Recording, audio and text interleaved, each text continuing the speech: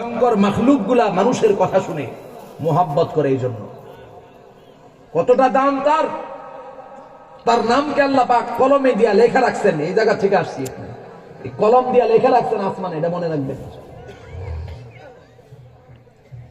এরা পালা গান করে স্টেজের মধ্যে। এই পাশে আমি জানি না আপনাদের দেশে আছে কিনা, আস্তাগফিরুল্লাহ, আপনাদের দেশেও আছে। স্টেজের এই পাশে একটা মহিলা দাঁড়ায়, এই পাশে একটা পুরুষ দাঁড়ায়। একজন কয় আমি শরীয়তি, তুই মারেফতি। তাদের গান বাজনার অনেক তো সাইড আছে, এর মধ্যে একটা সাইড হলো এটা, 5 ওয়াক্ত নামাজের কথা লেখা নাই কোরআনে প্রমাণে, মারেফতের নামাজের ভেদ কয়জনে জানে। টুনটুন টুনটুন। এই মৌলবী, তুমি 5 ওয়াক্ত নামাজ কই পাইছো? তাদের বর্ণনা কি? 5 ওয়াক্ত নামাজ, রোজা, হজ, যাকাত, মহিলাদের পর্দা পুশিদা, পুরুষদের পর্দা পুশিদা, এগুলা কোরআন হাদিসে থাকলেও তাদের কাছে মূল্যায়ন নাই, কারণ তারা এগুলা মানে না। এগুলা হইল শরীয়ত, শরীয়তের কোন অবস্থান তাদের কাছে নাই। তারা কয় আমরা মারেফতি।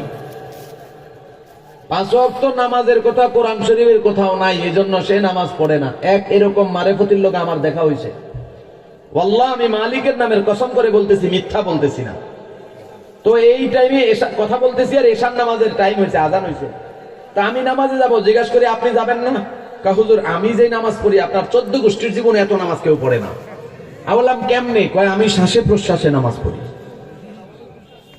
এই সমস্ত বদমাশ করে দইরা খুঁটির সাথে পিলারের সাথে বাইন্দা রাখবেন, 1 সপ্তাহ কোনো খাওন দাওন দিবেন না, পানিও দিবেন না। খানা চাইবো, বললাম বাবা তুমি শ্বাসে প্রশ্বাসে খাও।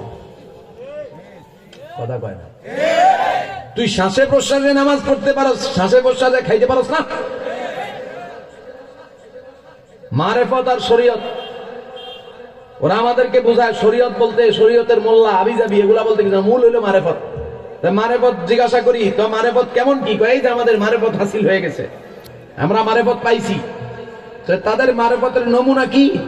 গাঁজা ছাড়া 3 বেলা, আমাদের যেরকম পেট ভরার জন্য 3 বেলা ভাত খাওয়া লাগে, ওদের 3 বেলার উপরে 6 বেলা গাঁজা খাওয়া লাগে। মিথ্যা হইলে আমারে বলেন একজনে যে মিথ্যা বলতেছি। জিজ্ঞাসা করবেন, বলবে আমরা গাঁজা খাই না। তো কি খাও? বলে সিদ্ধি খাই, সিদ্ধি। এবছর তো রাষ্ট্রীয় প্রশাসনের প্রহরায় বা ওই যে রসৌ বাদ দিলে যেটা হয়, ওদের দরবারে রাষ্ট্রীয় প্রশাসনের পাহারায় গাঁজার আসর হইছে না? প্রতি বছরই হয়, এবছর রাষ্ট্রীয় আয়োজনে হয়েছে, রাষ্ট্রের টাকা দিয়া, মানে নামাজি হাজি গাজির দেওয়া ট্যাক্সে ভ্যাটে গাঁজার আসর বসাইছে। জিগাইলাম কি খাও? কয় সিদ্ধি। ব্যাপারটা এমন হয়েছে যে পায়খানা কইরা বয়ামের মধ্যে ঢুকাইয়া লেখছে 1 নং খাঁটি গাওয়া ঘি। জন্ডিসের রোগী পেশাব করে বোতলে ঢুকাইয়া লেখছে সুন্দরবনের খাঁটি মধু। কি গণ? এটা মধু না, এটা পেশাব। ওইটা ঘি না, ওটা পায়খানা।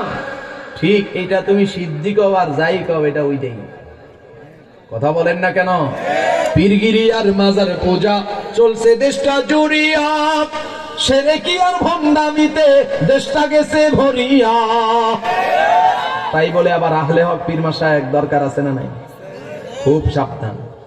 ওরা সুফিবাদের লাইনে ধারাতে নিজেদের পরিচয় বলে যে আমরা সুফি। কিরকম সুফি? মানে গাঁজা খায় আর সুফির বেশ ধরে। কথা কর না? চুলের মধ্যে বাজায়, জট বাজায়, ওই গোবর মাখায়া। স্টেজের উপরে নারী পুরুষ একসাথে গান গায়, তাও ওই মহিলাটারে গান গাইতে দেয় না যতক্ষণ না পর্যন্ত সে নিজের দেহ দান না করে। কথা কর না কেন? মিছা কথা কইতেছি। গাজার কলকে টান মারিয়া, গাজার কলকে টান মারিয়া দেখায় খাজার শান। ওরা শিক্ষিত শয়তান, ওরা শিক্ষিত শয়তান, ওরা শিক্ষিত শয়তান। বলবো আপনারা এখনো জিন্দা না, জমা রাখলাম, খেয়াল করেন। এই আউল বাউল গাঁজট্টি গাঞ্জট্টি যেগুলা, এগুলা শুধুমাত্র ইসলাম বিদ্বেষী তা না, এরা এই দেশেরও বিরোধী। বুঝেন নাই?